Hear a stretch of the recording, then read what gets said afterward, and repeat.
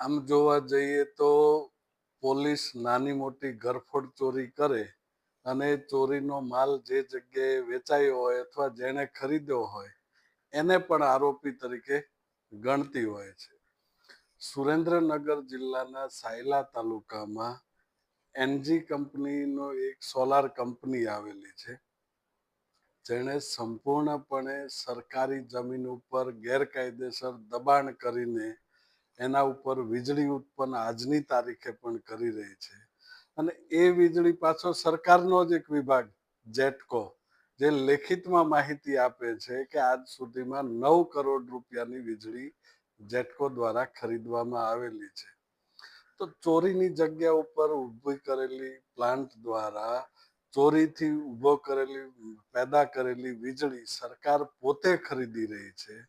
તો આ તો ગંભીર વિષય કહેવાય.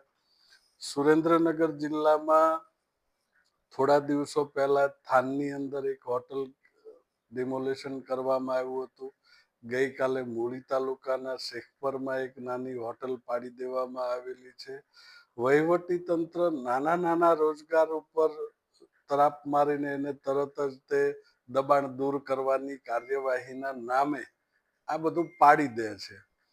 જ્યારે લોકસભાની ચૂંટણી વખતથી હું વિધાનસભાના ફ્લોર ઉપરથી રજૂ થયેલી વિગતો, જેમાં સાબિત થયેલું છે કે આ સોલાર કંપની છે સરકારી જમીન ઉપર દબાણ કરીને ઊભી કરેલી કંપની છે, ઓલરેડી વીજળી ઉત્પન્ન કરે છે, સરકાર એની પાસેથી ચોરીની વીજળી ખરીદે છે. તો આ તો ચોરનો ભાઈ ઘંટી ચોર, બધા ચોર ભેગા થયા છે. તો કલેક્ટરમાં કે વહીવટી તંત્રમાં સહેજ પણ હિંમત હોય તો નાના નાના લોકોને પરેશાન કરવાને બદલે, લેન્ડ ગ્રેબિંગના નામે હેરાન કરવાને બદલે આ મોટી કંપનીઓ વિરુદ્ધ લેન્ડ ગ્રેબિંગ દાખલ કરીને દેખાડવું જોઈએ.